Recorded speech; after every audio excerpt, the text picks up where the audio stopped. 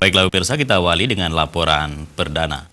Saudara, sebagai daerah yang memiliki kekayaan maritim serta fasilitas memadai, Wakil Presiden Republik Indonesia Yusuf Kala berharap sektor pariwisata Sabang agar bisa lebih maju dan menjadi penggerak perekonomian masyarakat. Hal itu dikemukakan Wakil Presiden Yusuf Kala saat membuka puncak perayaan Sel Sabang 2017 di Pelabuhan City 3 PPKS Sabang Sabtu. Dalam sambutannya, Wapres mengatakan, Sabang mungkin sangat penting selain mempunyai keindahan alam dan juga kekayaan maritim serta fasilitas yang ada, tentu akan memberikan insentif untuk meningkatkan sektor perekonomian. JK melihat keindahan laut di Sabang bisa menarik banyak wisatawan datang ke Aceh, sehingga ia meminta pemerintah setempat berinisiatif mendatangkan investor untuk mengembangkan kawasan itu.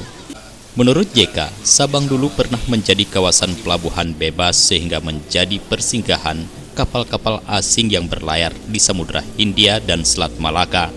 Namun, Sabang terpuruk usai pemerintah Orde Baru menutup pelabuhan bebas di sana.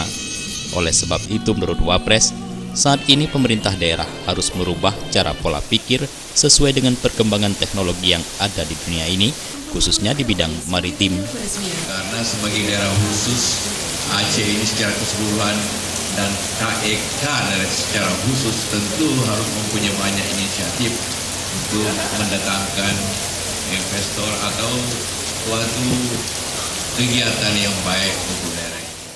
Dengan adanya pegelaran Sel Sabang 2017, Wapres mengharapkan sektor pariwisata memberikan dampak positif bagi pertumbuhan ekonomi ke depannya. Bukan hanya sekedar event saja, tapi juga bagaimana mampu mendatangkan pengaruh positif terhadap perekonomian di Aceh, khususnya Sabang, untuk masa yang akan datang. Selain itu, menurut JK, turis merupakan suatu penggerak ekonomi yang sangat besar. JK meminta bagaimana pemerintah daerah mampu mendatangkan turis sebanyak-banyaknya. Dari Sabang, Tim Liputan Aceh TV melaporkan.